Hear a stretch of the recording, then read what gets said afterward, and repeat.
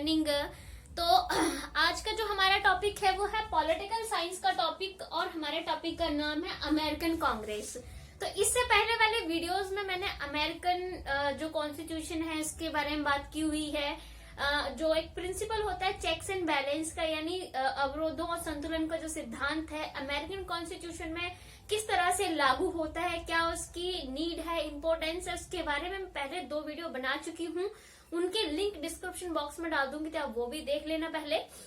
तो आज हम बात करने वाले हैं अमेरिकन कांग्रेस की। कांग्रेस मीन्स टू से मैं पहले भी बता चुकी हूँ कि कांग्रेस का मतलब कि अमेरिका की जो लेजिस्लेटर है, जो संघीय विधान पालिका है, या हम उसको पार्लियामेंट कह सकते हैं, तो उसके बारे में हम आज इस वीडियो में डिस्कस करने वाले हैं। तो सबसे पहले हम लोग इस वीडियो में बात करेंगे इसके जो कांग्रेस है इसके 2 सदन है, हमारी पार्लियामेंट के तरह ही, जैसे हमारी राज्यसभा लोकसभा है।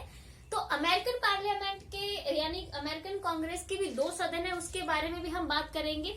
पर पहले हम कांग्रेस यानी जो इनकी पार्लियामेंट है उसके बारे में थोड़ी कुछ बातें जान लेते हैं। देन हम इसके जो अलग अलग 2 सदन है उनके बारे में भी बात करेंगे, ठीक है। तो अगर जैसे कि मैं इससे पहले वाली वीडियोस में बता चुकी हूँ कि अमेरिका का कॉन्स्टिट्यूशन रिटन है, सबसे पुराना रिटन कॉन्स्टिट्यूशन है और इसमें सिर्फ 7 आर्टिकल्स हैं। बहुत छोटा संविधान है और 27 अमेंडमेंट्स हुए हैं, सिर्फ 27 संशोधन हुए अभी तक, ठीक है। तो हम कह सकते हैं काफी ज्यादा छोटा संविधान है।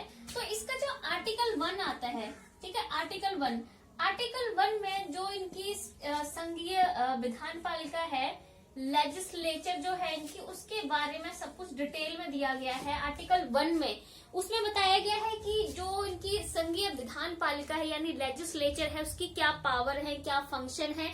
साथ में ये भी डिफाइन किया गया है कि उसके ऊपर क्या प्रतिबंध लगे हुए हैं, यानी संसद पे क्या क्या जो है वो रोक या नियंत्रण कंट्रोल लगे हैं, वो सब भी जो है वो बताया गया है इस वाले आर्टिकल 1 में, ठीक है। तो हम इसी आर्टिकल में कुछ जो करेक्टरिस्टिक्स बताई गई हैं इनकी कांग्रेस के यानी जो संसद है उसके बारे में, उस पर थोड़ी सी बात कर लेते हैं। ये जो करेक्टरिस्टिक्स की हम बात करने वाले हैं कांग्रेस की, उससे हमें थोड़ा कंसेप्ट ज्यादा क्लियर होगा, ठीक है। करेक्टरिस्टिक्स यानी विशेषताएं, ठीक है। तो पहली विशेषता है कि जो प्रेसिडेंट है, राष्ट्रपति है, वो पार्लियामेंट यानी कांग्रेस का हिस्सा नहीं होता है। President is not a part of Congress, मैं शॉर्ट में लिख रही हूँ कांग्रेस, ठीक है। तो जो राष्ट्रपति है, आपको पता है कि इनका जो मुख्य कार्यकारी अध्यक्ष है राष्ट्रपति है और सारी जो पावर है वो राष्ट्रपति के हाथ में है। मतलब सारी पावर राष्ट्रपति के हाथ में, कहने का मतलब है कि जो वास्तविक शक्तियां हैं वो राष्ट्रपति के हाथ में और वही उनका प्रयोग करता है। हमारे यहाँ वास्तविक शक्तियां एक प्रकार से सैद्धांतिक रूप से राष्ट्रपति के हाथ में, क्योंकि सबसे ऊपर राष्ट्रपति ही माना जाता है, लेकिन उनका प्रयोग जो है वो मंत्रिमंडल द्वारा प्रधानमंत्री की अध्यक्षता में किया जाता है। बट यहाँ पर यह है कि राष्ट्रपति के पास जो पावर है उनका प्रयोग राष्ट्रपति ही करता है, उसके नाम पर कोई और नहीं करता है, ठीक है। तो हम बात करेंगे। तो अब ये जो संसद है उस देखो, जो राष्ट्रपति है वो संसद की जो बैठकें होती है उनको बुलाता है, ठीक है, बैठकों को बुलाता है और कोई भी अधिवेशन होएगा वो भी ये करवाता है, ठीक है। और ऐसे कोई स्पेशल अधिवेशन भी बुला लेता है, इसको जरूरत होती है तो। और जो बिल पास करने होते हैं, जैसे आपको पता है कि जैसे जो कांग्रेस कोई भी कानून बनाने के लिए बिल पास करेगी तो राष्ट्रपति की स्वीकृति के लिए वहां पर भेजती है, ठीक है।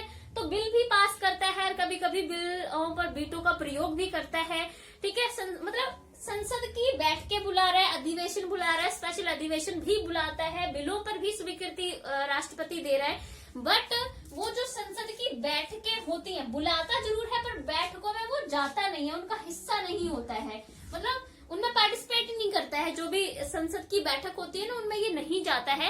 यानी तभी हम कहते हैं कि जो राष्ट्रपति है अमेरिका का वो संसद का हिस्सा नहीं है, ठीक है, क्योंकि वो उसकी बैठकें बुलाता है लेकिन बैठकों में नहीं शामिल होता है, बैठकों में हिस्सा नहीं लेता है। जैसे कि हमारे प्रेसिडेंट भी ऐसा ही करते हैं, वो भी बैठकें बुलाते जरूर हैं बट उसमें हिस्सा नहीं लेते हैं, ठीक है। तो पहली विशेषता यही है इनकी कि जो प्रेसिडेंट है, जो राष्ट्रपति है, वो बैठकों में हिस्सा नहीं लेता है। ठीक है, बाकी हम दूसरी विशेषता की बात करें कि जो इनकी पार्लियामेंट है, यानी जिसको हम कांग्रेस कह रहे हैं, तो कांग्रेस के जो है वो 2 सदन है। ठीक है, इसको हम बाई कैमरल कहेंगे। सेकंड कैरेक्टरिस्टिक की बात करें तो हम बाई कैमरल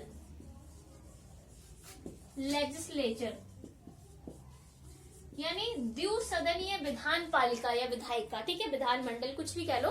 तो इसके 2 सदन हैं, जिसके बारे में हम लोग मेनली तो हम उसी पे बात करने वाले हैं, बट ये कुछ कैरेक्टरिस्टिक्स मैं बता रही हूँ। अब 2 सदन है, एक तो है सीनेट। सीनेट जो है वो ऊपरी सदन है, और निम्न सदन को कहते हैं हाउस ऑफ रिप्रेजेंटेटिव्स। रिप्रेजेंटेटिव यानी प्रतिनिधि सदन, और जो ऊपरी सदन है उसको सीनेट कहते हैं। इनके बारे में डिटेल में हम पढ़ेंगे, तो मैं तभी डिटेल में ज्यादा समझा दूंगी, अभी जस्ट नाम बता देती हूँ आपको। तो हमारी जो संघीय विधान पालिका है, उसके भी 2 ही सदन है, राज्यसभा लोकसभा, तो इनके भी 2 सदन है। ठीक है, बट हम आगे पढ़ेंगे तब हमें पता चलेगा कि जो उनका ऊपरी सदन है सीनेट, वो ज्यादा पावरफुल है निम्न सदन के मुकाबले। बट बाकी और कंट्रीज में जैसे हम ब्रिटेन में देख लें, कनाडा में देख लें, इंडिया में देख लें, तो ज्यादातर ये है कि जो निम्न सदन होता है ना, वो ज्यादा पावरफुल होता है। ठीक है, क्योंकि निम्न सदन को ज्यादातर है कि डायरेक्टली लोगों द्वारा चुना जाता है, इसलिए निम्न सदन ज्यादा लोकप्रिय होता है, ज्यादा पावरफुल होता है, जैसे कि हमारे इंडिया में है। बट यहाँ पर सीनेट ज्यादा पावरफुल है। वैसे दोनों का इलेक्शन जो है वो प्रत्यक्ष रूप से डायरेक्ट ही किया जाता है लोगों के द्वारा, बट फिर भी सीनेट को ज्यादा जो है वो पावर दी गई है। ये सब के बारे में हम डिटेल में आगे बात करेंगे, जस्ट ये मैं कुछ आपको नाम बता रही हूँ। देन उसके बाद हम लोग बात करेंगे कि जो कांग्रेस है वो प्रभु सत्ता संपन्न नहीं है। ठीक है, यानी जो संसद है वो सॉवरेन नहीं है, प्रभु सत्ता संपन्न नहीं है, उसके ऊपर कई तरह के प्रतिबंध जो है वो लगे हुए हैं। एक एक करके हम उन प्रतिबंध के बारे में बात कर लेते हैं कि हम समझेंगे कि जो कांग्रेस है वो प्रभु सत्ता संपन्न क्यों नहीं है, ऐसे क्या उस पर प्रतिबंध लगे हैं, उसके बारे में बात करेंगे। ओके, तो हम बात कर रहे थे कि जो कांग्रेस है वो प्रभु सत्ता संपन्न नहीं है, सॉवरेन नहीं है। ठीक है, कैसे सॉवरेन नहीं है? जैसे पहला है कि वो सिर्फ उन्हीं विषयों पर कानून बना सकती है जो कि संविधान में दिए गए हैं। ये नहीं है कि कांग्रेस किसी भी विषय पर जाके कानून बना दे। ठीक है, जैसे अगर हम ब्रिटेन की पार्लियामेंट की बात करते हैं तो उनकी जो संसद है वो प्रभु सत्ता संपन्न है, वो किसी भी कानून को रद्द कर सकती है, कोई नया कानून बना सकती है, वो भी साधारण से बहुमत से। ठीक है, बट यहाँ अमेरिका की कांग्रेस की बात करें तो यहाँ ऐसा कुछ भी नहीं है। यहाँ पर वो सिर्फ वही विषयों पर कानून बना सकती है जो उसको संविधान में दिए गए हैं। जैसे कि आर्टिकल 1 के जो भाग 8 है, भाग 8 में कुछ विषय लिखे गए हैं, तो जो कांग्रेस है सिर्फ उन्हीं विषयों पर जो है वो कानून बना सकती है। और स्पेशली इनके संविधान में ये भी मेंशन किया गया है कि वो कौन से विषयों पर कानून नहीं बना सकती है। तो वो सारे विषय जो है वो पार्ट 9 में लिखे गए हैं कि इन विषयों पर ये कानून नहीं बना सकती है। ठीक है, तो ये एक प्रकार से जो है वो इसकी प्रभु सत्ता का खंडन करता है, क्योंकि ये कुछ ही विषयों पर जो है वो कानून बना सकते हैं। ये नहीं कि जिस मर्जी पे इसका दिल किया और उस पे इसने कानून बना दिया। ठीक है, उसके बाद जुडिशियल रिव्यू, न्यायिक पुनर्निरीक्षण।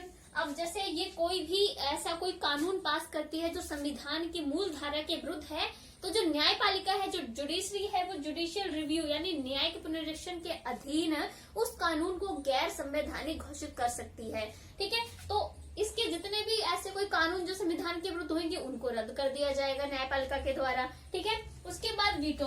अगर आपको पता है, जैसे कि मैंने अभी पिछले पॉइंट में बताया था कि अभी जो कानून पास करती है कांग्रेस, तो स्वीकृति के लिए उसको अंत में राष्ट्रपति के पास भेजना पड़ता है, तो राष्ट्रपति उस पर वीटो का प्रयोग भी कर सकता है और उसके कानून को रद्द किया जा सकता है। ठीक है, उसके बाद यह है कि कोई भी बिल पास करने के लिए उसे दोनों सदनों, सीनेट और हाउस ऑफ रिप्रेजेंटेटिव, जो मैंने अभी लिखवाए थे, ऊपरी और निम्न सदन, दोनों की जो है दोनों सदनों में से अलग अलग 2/3 यानी सीनेट जो है उसमें से भी 2/3 बहुमत प्राप्त करना पड़ेगा, और हाउस ऑफ रिप्रेजेंटेटिव है उसमें से भी 2/3 उसको जो है वो बहुमत प्राप्त करना पड़ेगा, और 3/4 जो राज्य विधानमंडल है वहां से भी उसे बहुमत प्राप्त करना पड़ेगा, तब जाकर वो बिल जो है वो पास होगा। ऐसे नहीं पास होगा, इतना उसे बहुमत जो है वो गेन करना ही पड़ेगा। ठीक है, और बाकी आपको पता है कि जो यूएसए है यानी अमेरिका है, ठीक है, तो वहां पर जो है वो 50 देश शामिल है। अभी उसमें 50 देशों से मिलकर जो है वो यूएसए बना है। तो यूएसए में ये है कि अभी ये नहीं है, जैसे हमें पता है कि अगर किसी भी राज्य की सीमा में कोई परिवर्तन करना होता है तो वो भी जो है वो संसद करती है, बट इनकी कांग्रेस जो है वो ऐसे किसी राज्य की सीमा में जो है वो कोई भी परिवर्तन नहीं कर सकती राज्य की सीमा में, ठीक है। उनके किसी भी राज्य की इच्छा के विरुद्ध, मतलब आसानी से किसी भी राज्य की जो बाउंड्री है उसमें चेंज नहीं कर सकती है। तो इस तरह के कई इस पे जो है वो प्रतिबंध लगे हुए हैं, जिससे हम कह सकते हैं कि जो कांग्रेस है वो प्रभु सत्ता संपन्न नहीं है, ठीक है। उसके बाद हम लोग बात करेंगे कि जो दोनों हाउस हैं उनकी, जो आपने अभी मैंने आपको भी बताया कि 2 हाउस हैं इसकी, ठीक है। एक है सीनेट, ये ऊपरी सदन है, और हाउस ऑफ रिप्रेजेंटेटिव जो है ये निम्न सदन है। ये 2 हाउस है, ठीक है। तो इन दोनों हाउस की जो शक्ति है, जो पावर है वो इक्वल है, ठीक है, बराबर है दोनों की पावर एक तरह से। तो हम कह सकते हैं कि जो पावर है दोनों की वो एक प्रकार से इक्वल है, ठीक है। तो ये वाली बात हुई कि दोनों की पावर जो है इक्वल है, बट इसे सीनेट को ज्यादा पावरफुल जो है वो माना जाता है, ज्यादा शक्तिशाली माना जाता है। उसकी भी हम लोग आगे डिस्कस करेंगे कि ये क्यों शक्तिशाली है, ऐसे कौन से कारक हैं जो इसे ज्यादा शक्तिशाली बनाते हैं और निम्न सदन को कम शक्तिशाली बनाते हैं, उसके बारे में भी हम बात करेंगे। देन उसके बाद हम लोग बात करते हैं कि ये जो दोनों हाउस हैं, सीनेट और हाउस ऑफ रिप्रेजेंटेटिव, जो मैं आपको लिखवा रही हूँ अभी, निम्न हाउस और जो इनका ऊपरी हाउस है, दोनों के ही जो इलेक्शन है वो आपको मैंने अभी बताया कि डायरेक्टली किए जाते हैं, प्रत्यक्ष रूप से किए जाते हैं जनता के द्वारा। जनता वो भी यानी 18 या फिर जो है वो अब यानी 18 या उससे ऊपर के, यानी 18 साल या उससे ऊपर साल के जो लोग हैं वो उसको चुनावों के द्वारा इनके जो भी मेंबर्स होते हैं उनका चुनाव करते हैं, ठीक है। यानी इनका, जैसे अभी हम इंडिया में बात करें तो हमारा जो ऊपरी सदन है राज्यसभा, उसका चुनाव अप्रत्यक्ष रूप से किया जाता है। जो अपने राज्य के निर्वाचित जो राज्य वो होते हैं अपने विधान पालिका के, वो निर्वाचित सदस्य जो होते हैं वही राज्यसभा के सदस्यों को चूज करते हैं। बट यहाँ हम लोग बात करें तो जनता ही ऊपरी सदन के सदस्यों का भी चुनाव कर रही है, यानी दोनों का चुनाव डायरेक्टली किया जा रहा है, ठीक है, मतलब प्रत्यक्ष रूप से किया जा रहा है। अब नेक्स्ट हम लोग बात करेंगे कि अब जैसे हम लोग अपने उसमें बात करते हैं नॉमिनेशन की, ठीक है, नॉमिनेशन। अभी हमारे जो राज्यसभा और लोकसभा है उसमें नॉमिनेशन जो है वो किया जाता है, ठीक है, राज्यसभा लोकसभा। तो राज्यसभा में 12 सदस्यों को नॉमिनेट किया जाता है, मनोनीत किया जाता है राष्ट्रपति के द्वारा, ठीक है। बाकी सबका जो है वो चुनाव किया जाता है अप्रत्यक्ष रूप से। बट 12 सदस्य जो किसी भी एक एरिया, चाहे वो खेल का हो, इंटरटेनमेंट का कोई एरिया हो, जैसे सचिन तेंदुलकर उनको बनाया था, इंटरटेनमेंट के एरिया से रेखा जी को बनाया था। तो इस तरह से जो भी अपने एरिया में किसी स्पेशल एरिया में बहुत प्रसिद्धि प्राप्त कर चुके हैं तो उनको राष्ट्रपति जो है मनोनीत करता है, नॉमिनेट करता है, 12 सदस्य ऐसे करता है वो, ठीक है। बट और लोकसभा में 2 सदस्य हैं जो एंग्लो इंडियन थे, बट अब नहीं किए जाते, ये पहले किए जाते थे। अब ये 2 सदस्य नॉमिनेट नहीं किए जाते, पहले किए जाते थे। तो यानी हमारे यहाँ नॉमिनेशन भी चलता है, ठीक है। बट अगर हम लोग अमेरिका के कांग्रेस में बात करें तो यहाँ नॉमिनेशन नहीं चलता है, सारे के सारे सदस्यों का चुनाव किया जाता है, किसी को भी मनोनीत नॉमिनेट नहीं किया जाता राष्ट्रपति के द्वारा, ठीक है। सारे सदस्यों का चुनाव किया जाता है, तो नॉमिनेशन का कोई प्रोविजन नहीं है इनके कॉन्स्टिट्यूशन में, ठीक है। तो ये विशेषता होगी। देन उसके बाद हम लोग बात करें कि जो सीनेट है यानी जो ऊपरी सदन है उसमें सारे राज्य जो 50 राज्य हैं सबको इक्वली हम कह सकते हैं कि प्रतिनिधित्व दिया गया है, ठीक है। सीनेट यानी जो ऊपरी सदन है उसमें 50 राज्यों को इक्वली यानी सारे जो राज्य हैं इनके इक्वली इनको प्रतिनिधित्व दिया गया है, रिप्रेजेंटेशन सबको इक्वली दिया गया है, ठीक है। अभी क्योंकि सीनेट में जो है वो टोटली हम बात करते हैं 100 मेंबर है इसके, ठीक है। सीनेट में टोटल 100 मेंबर है, तो इसमें ये डिसाइड किया गया है कि हर एक राज्य से 2 मेंबर आएंगे, तो इसका डबल कर दिया जाता है, यानी हर एक राज्य से 2 मेंबर आएंगे, तो 50 राज्य से जो है वो 100 हो गए। तो यानी सारे राज्यों को समान प्रतिनिधित्व जो है सीनेट में मिलता है। ठीक है, सभी राज्यों को समान रूप से प्रतिनिधित्व दिया जाता है। अगर हम लोग निम्न सदन की बात करें, हाउस ऑफ रिप्रेजेंटेटिव की, तो वहां ऐसा नहीं होता है। वहां ऐसा होता है कि एक सदस्य तो सभी राज्यों से एक एक सदस्य लेना कंपलसरी होगा। बाकी जनसंख्या के आधार पर उनको प्रतिनिधित्व दिया जाता है। जैसे कि मान लीजिए 3 राज्य, मैं जस्ट एग्जांपल समझा रही हूँ, तो तीनों से एक एक मेंबर तो ले लिया। बाकी इस वाले राज्य में ज्यादा जनसंख्या थी, तो इससे मान लीजिए 3 मेंबर ले लिए, एक तो लिया ही लेकिन 2 और एक्स्ट्रा ले लिए। तो जनसंख्या के आधार पर प्रतिनिधित्व जो है वो इनके निम्न सदन, हाउस ऑफ रिप्रेजेंटेटिव्स यानी प्रतिनिधि सदन जो है, वहां पर इनको जनसंख्या के आधार पर प्रतिनिधित्व दिया जाता है। बट जो ऊपरी सदन है वहां पर सभी को इक्वल प्रतिनिधित्व जो है वो दिया गया है। ठीक है, उसके बाद हम लोग बात करते हैं कि कांग्रेस में जितने जो मेंबर्स होते हैं, ठीक है, अब कांग्रेस में जितने मेंबर है वो सभी किसी न किसी राज्य के तो मेंबर ही है ना। तो कांग्रेस में जितने मेंबर्स होते हैं वो नेशनल इंटरेस्ट की बात ना करके जो है वो अपने स्टेट इंटरेस्ट की बात जो है वो ज्यादा करते हैं। स्टेट इंटरेस्ट यानी राज्य का हित। जैसे अभी सीनेट में, जस्ट मैं सीनेट की बात करूं तो सीनेट में मैंने बोला कि 100 मेंबर हैं, हर राज्य से 2-2 मेंबर आए हैं। तो जब ऐसे संसद में कोई बिल बन रहा है, कोई कानून पास हो रहा है, तो हर एक राज्य चाहेगा कि मेरे राज्य को ज्यादा फायदा मिले, है ना। तो इसलिए वो अपने राज्य के हित के बारे में ज्यादा सोचते हैं, नेशनली नहीं सोचते कि हमारे राष्ट्र का डेवलपमेंट होना चाहिए, ठीक है, भी हमारे देश का विकास होना चाहिए। वो पहले अपने राज्य के बारे में सोचते हैं। इसलिए हम कहते हैं कि स्टेट इंटरेस्ट ज्यादा है उनमें नेशनल इंटरेस्ट की जगह। ठीक है, तो ये वाले कुछ मैंने आपको ज्यादा कुछ डिटेल में नहीं मैंने कैरेक्टरिस्टिक्स करवाए, बट इन कैरेक्टरिस्टिक्स से हमें एक कंसेप्ट हमारे माइंड में बन जाता है, क्लियर हो जाएगा हमें कि जो कांग्रेस है वो क्या है। ठीक है, अब हम जो है मेनली इसके 2 हाउस जो है उन पे बात करेंगे। तो आज हम इस वीडियो में बात करने वाले हैं इसके निम्न जो सदन है उसके बारे में बात करेंगे। ठीक है, निम्न सदन को क्या कहते हैं? House of representatives. तो आज हम निम्न सदन के बारे में बात करेंगे इस वीडियो में।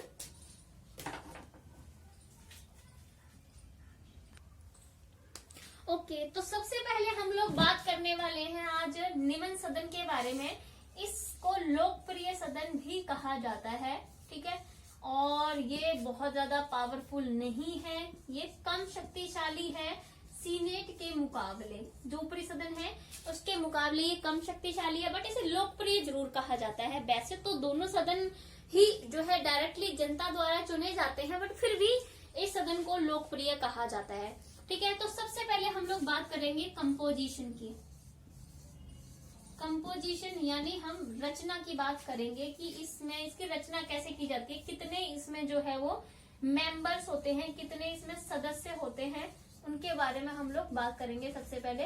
तो इसमें कितने सदस्य होंगे ये डिसाइड करने का जो हक है वो कांग्रेस को ही दिया गया है। ठीक है, खुद कांग्रेस डिसाइड करती है कि इस निम्न हाउस में कितने सदस्य होंगे। ठीक है, तो ये आपने याद रखना है कि कितने सदस्य होंगे ये डिसाइड करने का जो फैसला, जो अधिकार है वो कांग्रेस को ही दिया गया है, यानी इनके पार्लियामेंट को ही दिया गया है। तो वो खुद डिसाइड करती है कितने मेंबर रखने हैं। तो शुरू में क्या किया गया था, जब ये बना था तब डिसाइड किया गया था कि 30,000 लोगों पर एक प्रतिनिधि जो है वो चूज किया जाएगा। ठीक है, 30,000 लोगों पर एक प्रतिनिधि चूज किया जाएगा। उसके बाद पहले तो ये डिसाइड किया गया था कि इतने लोगों पर इतना जो है वो एक प्रकार से इतने 30,000 लोगों पर एक प्रतिनिधि चूज करेंगे। देन उसके बाद जनसंख्या धीरे धीरे ज्यादा बढ़ी, फिर डिसाइड किया गया कि 3,30,000, ठीक है, 3,30,000 व्यक्तियों पर एक प्रतिनिधि चूज किया जाएगा। बाद में ये डिसाइड किया गया क्योंकि जनसंख्या जैसे जैसे बढ़ती गई वैसे वैसे उन्होंने ज्यादा वो करना शुरू कर दिया कि पहले 30,000 लोगों पर एक प्रतिनिधि चूज किया जाता था, अब 3,30,000 पर एक प्रतिनिधि चूज किया जा रहा है। ठीक है, उसके बाद वो डिसाइड किया गया 4 लाख, जैसे और ज्यादा जनसंख्या बढ़ी, 4,45,000 लोगों पर एक प्रतिनिधि जो है वो चूज किया जाने लगा।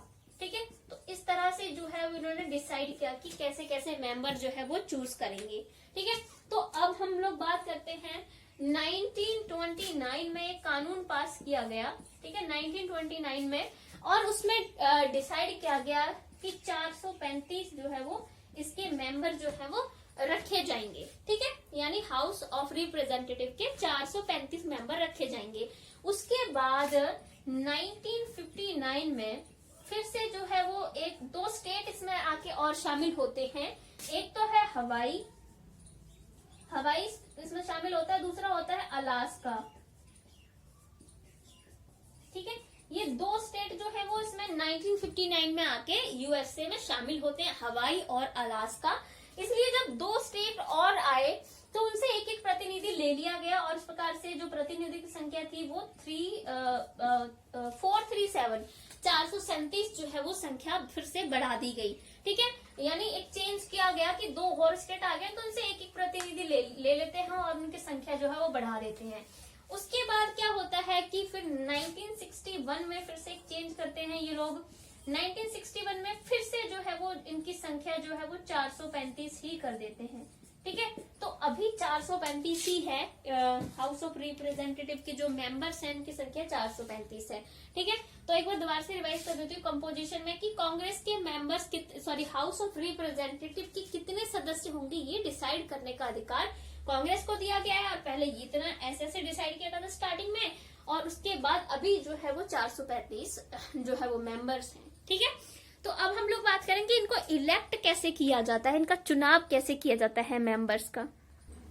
तो अगर हम इसके मेथड की बात करें कि हाउस ऑफ रिप्रेजेंटेटिव के जो मेंबर्स हैं, जो सदस्य हैं, उनका इलेक्शन कैसे किया जाता है, तो इनके आर्टिकल 1 में, क्योंकि आर्टिकल 1 में ही सारा कुछ जो है वो लेजिस्लेचर के बारे में बताया गया है, तो वहीं पर सारा कुछ डिफाइन किया गया है। आर्टिकल 1 में इसका पार्ट 2 है। पार्ट 2 में बताया गया है कि जो हाउस ऑफ रिप्रेजेंटेटिव्स है, यानी जो प्रतिनिधि सदन है, उसके जो मेंबर होंगे, जो सदस्य होंगे, उनका चुनाव जो है लोगों के द्वारा प्रत्येक 2 वर्ष बाद जो है वो किया जाएगा, ठीक है। क्योंकि हाउस ऑफ रिप्रेजेंटेटिव्स के जो इसका जो कार्यकाल होता है, जो इसका टेन्योर होता है, वैसे मैं आगे बात करने वाली हूँ इसके बारे में, जो इसका टेन्योर है, कार्यकाल है, वो 2 वर्ष का ही है, ठीक है। और इसका 2 वर्ष का कार्यकाल है, जिसको ना कम किया जा सकता है ना ज्यादा किया जा सकता है। हमारी लोकसभा यानी जो हमारा निम्न सदन है उसको भंग कर देते हैं, ठीक है, डिसॉल्व किया जा सकता है उसे टाइम से पहले ही। उसका टाइम पीरियड 5 साल का कार्यकाल है, 5 साल का कार्यकाल खत्म होने से पहले उसे डिसॉल्व किया जा सकता है, भंग किया जा सकता है, बट इसको भंग नहीं किया जा सकता। इसका 2 साल का कार्यकाल है तो वो 2 साल का ही रहेगा, ना ज्यादा कर सकते हैं उसे ना कम कर सकते हैं। तो वही है आर्टिकल 1 के 2nd पार्ट में लिखा गया है कि इसके सदस्यों का चुनाव, इसके मेंबर्स का जो इलेक्शन है वो प्रत्येक 2 वर्ष के बाद लोगों के द्वारा किया जाएगा, जो कि मैंने पहले ही बोला कि इसके जो मेंबर है वो डायरेक्टली लोगों द्वारा चूज किए जाते हैं। ये नहीं है कि अप्रत्यक्ष रूप से चूज किए जा रहे हैं, डायरेक्टली प्रत्यक्ष रूप से लोगों द्वारा चूज किए जा रहे हैं, ठीक है। यानी लोग आके वोट देते हैं और इसके मेंबर्स जिसको ज्यादा मिलते हैं वो उसका मेंबर बनता है, ठीक है। तो ये तो होगी इसकी इलेक्शन की बात। उसके बाद हम रिप्रेजेंटेशन की बात करें कि प्रतिनिधित्व, इसमें किस तरह से प्रतिनिधित्व दिया गया है, तो वो मैंने पहले ही डिस्कस कर लिया गया कि 50 राज्य हैं तो हर एक राज्य से एक मेंबर आना तो जरूरी है। इसमें हर राज्य से एक मेंबर तो लिया जाएगा, और बाकी इसमें जो प्रतिनिधित्व दिया जाएगा, जो रिप्रेजेंटेशन दिया जाएगा, वो पॉपुलेशन यानी जनसंख्या के आधार पर दिया जाएगा। एक मेंबर तो वो लेंगे हर स्टेट से, ठीक है, यानी कि 50 मेंबर्स जो है वो तो पक्का ही है कि हर एक स्टेट से जो है आएंगे, हर एक स्टेट से एक मेंबर आएगा, 50 मेंबर्स हो गए, ठीक है। तो बाकी जो मेंबर्स हैं वो जनसंख्या के आधार पर लिए जाते हैं। अगर किसी स्टेट में ज्यादा पॉपुलेशन है तो उस वाले स्टेट से जो है वो 2-3 सदस्य ले लेते हैं, किसी में बहुत ज्यादा तो 4-5 ले लिए, ठीक है। तो जनसंख्या के आधार पर इसमें राज्यों को प्रतिनिधित्व दिया जाता है। सीनेट में सबको इक्वली प्रतिनिधित्व रिप्रेजेंटेशन दी गई है, बट इसमें जो है वो सबको इक्वली नहीं दिया गया है, जनसंख्या के आधार पर दिया गया है, ठीक है। तो ये हमने कुछ विशेषताएं बात की। इसके साथ में हम जो है एक शब्द की बात करेंगे, गैरीमैंडरिंग। गैरीमैंडरिंग बहुत इंपॉर्टेंट है इसमें।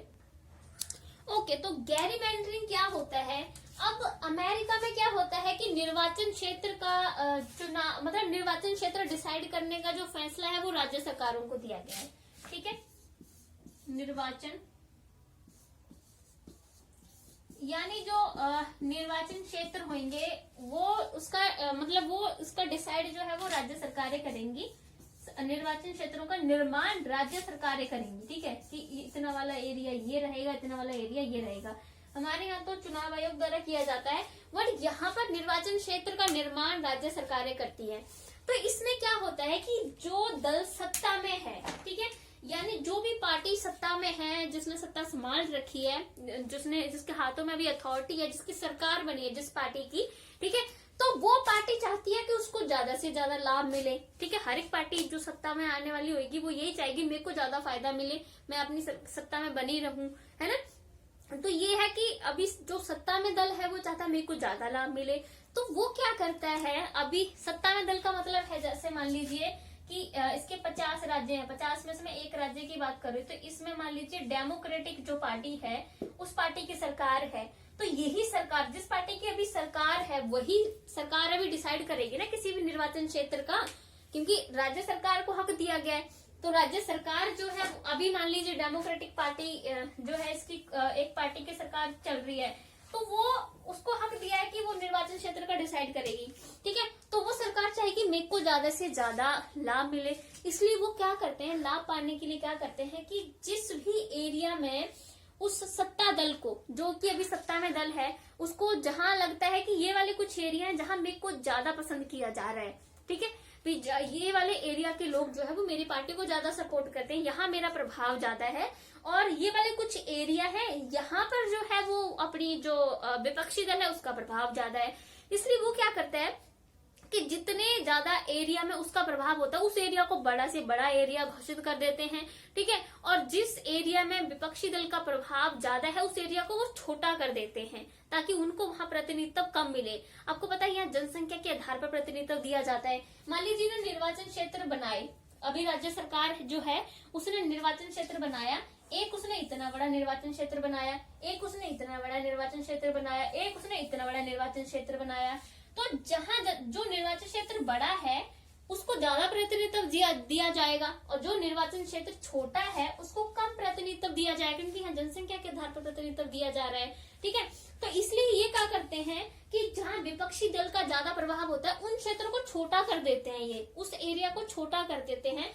अगर छोटा करेंगे तो पता ही है कि उनको उस एरिया से जो है वो कम प्रतिनिधित्व मिलेगा, और उनकी फिर जो सत्ता में दल है उसको ही ज्यादा लाभ होगा। इसलिए वहां पर ये जो निर्वाचन क्षेत्र होते हैं, कहते हैं कि कोई मछली जैसा दिखता है, कोई जूते जैसा दिखता है, कोई छिपकली जैसा। जैसे फॉर एग्जांपल मान लीजिए एक एरिया है जहां पर जो मान लीजिए यहाँ से यहाँ लेकर यहाँ सारे में, और यहाँ हम लोग बात करें ऐसे ऐसे ऐसे, और इतना जो एरिया है मान लीजिए इस तरह से एरिया है, और इस एरिया में जो है वो अभी जो सत्ता में दल है, ठीक है, जो दल अभी सत्ता में है उस वाले दल को इतने एरिया में जो है ज्यादा प्रभाव है, उसको मतलब उसको ज्यादा पसंद किया जा रहा है, यहाँ भी पसंद किया जा रहा है, तो वो ऐसे ऐसे ऐसे करके पूरा एक एरिया बना देंगे अपने लिए, जो भी दल सत्ता में होगा। और उसको लग रहा है कि विपक्षी दल जो है वो किसी एरिया में विपक्षी दल को मान लीजिए कि ज्यादा प्रभाव है, तो उसका वो एरिया छोटे से छोटा कर देंगे, ऐसे कर देंगे, और अपना एरिया बड़े से बड़ा कर लेंगे ताकि हमको ज्यादा प्रतिनिधित्व मिले। तो इसको ही गैरीमैंडरिंग कहा जाता है। एक बार मैं सिंपल शब्दों में बता देती हूँ। गैरीमैंडरिंग का मतलब होता है कि यहाँ पर जो निम्न सदन है, यहाँ जनसंख्या के आधार पर प्रतिनिधित्व दिया जाता है, इसलिए जो सरकारें हैं उनको हक दिया गया है कि वो निर्वाचन क्षेत्र का निर्माण कर सकती हैं। इसलिए जो सत्ता में सरकार होती है वो क्या करती है कि जहां उसका ज्यादा प्रभाव होता है उस एरिया को बड़ा कर देती है, जहां विपक्षी दल का ज्यादा प्रभाव होता है उस एरिया को छोटा कर देती है, इसलिए उसको कम प्रतिनिधित्व मिले। इसको ही गैरीमैंडरिंग कहा जाता है। और ये जो प्रथा है ये 1812 में शुरू हुई थी। एक मैसाचुसेट्स राज्य है यहाँ पर,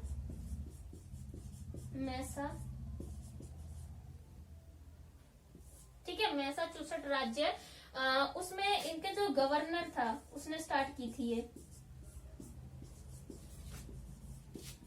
अल्ब्रिज गैरी। इस राज्य का जो गवर्नर था अल्ब्रिज गैरी, उसके टाइम पीरियड में ये जो गैरीमैंडरिंग की जो प्रथा थी वो स्टार्ट हुई थी। ठीक है, अब हम लोग बात करेंगे क्वालिफिकेशंस के बारे में। तो हम क्वालिफिकेशंस के बारे में बात करें कि कौन है जो हाउस ऑफ रिप्रेजेंटेटिव का सदस्य बन सकता है। उसके लिए कुछ क्वालिफिकेशंस है। एक तो है कि वो 7 साल से अमेरिका का नागरिक हो। ठीक है, अमेरिका की बात चल रही है तो हम अमेरिका की ही बात करेंगे। तो जो 7 साल से अमेरिका में रह रहा हो, अमेरिका का नागरिक हो, तो वो जो है वो मेंबर बन सकता है। ठीक है, उसकी एज जो है वो 25 ईयर्स ओल्ड होनी चाहिए, 25 वर्ष उसकी आयु होनी चाहिए, और जिस भी राज्य से वो खड़ा है, ठीक है, उस राज्य का वो नागरिक होना चाहिए। ठीक है, और वो किसी भी लाभदायक पद पर नहीं होना चाहिए।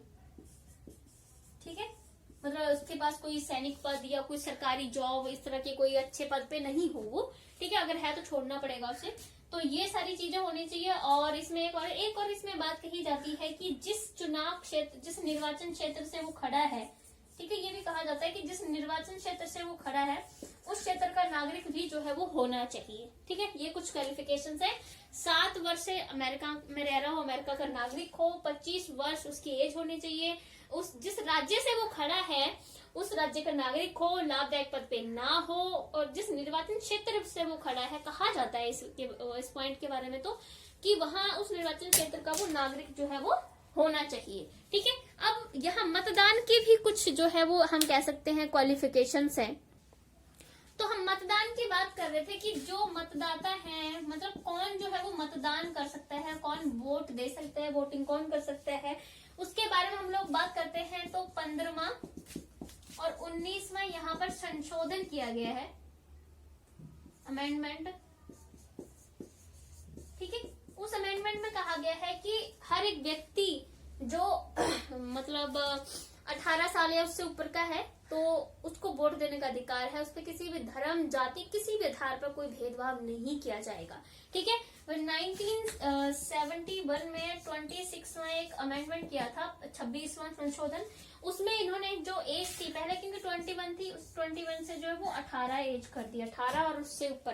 ठीक है, पहले 21 और उससे ऊपर थी, बट उसके बाद 18 ने ऊपर से। तो इसमें पूरा इनका कहा गया कि किसी के भी, क्योंकि अमेरिका में आपको पता है ब्लैक एंड व्हाइट का बड़ा संघर्ष रहता था कि पहले जो ब्लैक पीपल थे उनको वोट देने का अधिकार नहीं था, लेकिन बाद में जो है इन दोनों संशोधन में स्पेशली बात की गई थी कि मतदान के मामले में किसी के साथ भी धर्म, जाति आधार पर, किसी के आधार पर भेदभाव नहीं किया जाएगा। हर एक पर्सन जो 18 साल या उससे ऊपर का है वो वोट दे सकता है। मतलब स्त्री पुरुष किसी के साथ में भी किस तरह का कोई वो नहीं किया जाएगा भेदभाव। ठीक है, तो ये है मतदान के उसमें। तो अब हम लोग इसके टेन्योर की बात कर लेते हैं कि इसका कार्यकाल क्या है। वैसे तो मैं आपको पहले बता दिया कि इसका कार्यकाल जो है वो 2 वर्ष का है। ठीक है, तो इसके हम कार्यकाल की बात करते हैं तो 2 वर्ष का है, और ना इसको कम किया जा सकता है ना इसको ज्यादा किया जा सकता है, यानी इनके नियमन सदन को भंग नहीं किया जा सकता है। जितना टाइम है उतना होगा, उसके बाद ये खत्म हो जाता है इसका टाइम पीरियड। तो उसके बाद होता है कि फिर से चुनाव किया जाता है। ठीक है, उसके बाद हम लोग इसके जो चुनाव है एक प्रकार से नवंबर महीने में करवाए जाते हैं, क्योंकि फिक्स है, आपको पता है 2 साल तो नवंबर मास में ही, नवंबर मंथ में करवाए जाते हैं इसके इलेक्शंस। ठीक है, उसके बाद अगर हम लोग बात करें सेशन की, ठीक है, तो सेशन में कहा गया है कि 1 वर्ष में एक बार तो होना चाहिए एक अधिवेशन, 1 वर्ष में एक बार अधिवेशन जो है वो होना ही चाहिए। और अगर जो प्रेसिडेंट है, जो राष्ट्रपति है, वो एक विशेष अधिवेशन भी बुला सकता है जब उसको जरूरत लगती है। ठीक है, तो राष्ट्रपति एक विशेष अधिवेशन भी बुला सकता है। और ठीक है, 1 वर्ष में एक जो अधिवेशन होना ही चाहिए, ये 20वां एक संशोधन किया गया था। ठीक है, उसमें ये वाली बात कही गई थी कि 1 वर्ष में एक अधिवेशन होना ही चाहिए। और राष्ट्रपति स्पेशल अधिवेशन भी बुला सकता है, स्पेशल सेशन भी बुला सकता है जब उसका दिल करे, मतलब जब उसको जरूरी लगे। दिल तो मतलब ये थोड़ी है कि जब वो कहे आ जाओ सारे इकट्ठे होके, ऐसे नहीं, जब जरूरत महसूस हो उसे। ठीक है, और अगर जो सेशन चल रहा है, कोई अधिवेशन चल रहा है, तो उसको स्थगित करना है, तो रोकना है उसे। इसका डिसीजन जो है वो दोनों सदन, सीनेट और हाउस ऑफ रिप्रेजेंटेटिव, दोनों मिलके इसका डिसीजन लेंगे। अगर उनमें मतभेद हो जाता है उसको फैसले को लेकर कि स्थगित करना है या नहीं करना है, तो राष्ट्रपति बीच में आ जाता है, उसके फैसले को माना जाता है। ठीक है, तो ये हो गया हमारे पास सेशन की बात। अब हम लोग एक बार बात कर लेते हैं इनके सभापति के बारे में। सभापति की बात करें तो ये अपना सभापति खुद ही चूज करते हैं। ठीक है, ये जो भी प्रतिनिधि सदन के यानी हाउस ऑफ रिप्रेजेंटेटिव्स के जो मेंबर्स होते हैं वो मिलकर अपने एक सदस्य का चुनाव करते हैं जिसे वो अपना सभापति बनाते हैं। तो उस सभापति को चुनते भी यही है और उसके खिलाफ महाभियोग यानी इम्पीचमेंट लगाकर उसको हटाते भी यही है। ठीक है, महाभियोग के द्वारा हटाया जाता है, ऐसे नहीं हटा सकते ये अपनी मर्जी से, तो वो भी इन्हीं के द्वारा लगाया जाता है, यही चुनते हैं, यही खुद उसको पद से जो है वो हटाते हैं। ठीक है, अगर हम अब इनकी सैलरी भत्ते की बात करें तो सैलरी में हम लोग बात करते हैं कि तो संसद द्वारा जो है इनकी सैलरी जो है वो डिसाइड की जाती है। तो सैलरी की हम बात करें तो इतनी लगभग इनकी सैलरी होती है $1,74,000। ठीक है, एक वर्ष की काफी ज्यादा सैलरी होती है इन लोगों की। और बाकी इनको डाक तार इस तरह की जो फैसिलिटीज होती है मेडिकल ट्रैवलिंग वगैरह की, वो सारी फैसिलिटीज भी जो है इनको दी जाती हैं। कुछ इनको स्पेशल पावर्स हैं जैसे कि अधिवेशन यानी सेशन के टाइम इनको जो दीवानी मुकदमा होता है उसके खिलाफ इनको गिरफ्तार नहीं किया जा सकता है। इनको सदन में बोलने की जो है स्वतंत्रता होती है और वहां पर जो ये बोलेंगे उसके आधार पर इनके खिलाफ कोई कार्रवाई नहीं की जा सकती है। मतलब सदन में जो उन्होंने बोला वो वही रह गया, उसके आधार पर आप इनको बाद में इनकी गिरफ्तारी नहीं कर सकते हो। ठीक है, यानी अधिवेशन के दौरान इनको दीवानी मुकदमों में गिरफ्तार नहीं किया सकता है। स्वतंत्रता बोलने की होती है और ठीक है, स्वतंत्रता बोलने की कि मतलब सदन में जो अपने जो मत हैं, जो इनके विचार हैं, वो उसको जो है वो व्यक्त कर सके।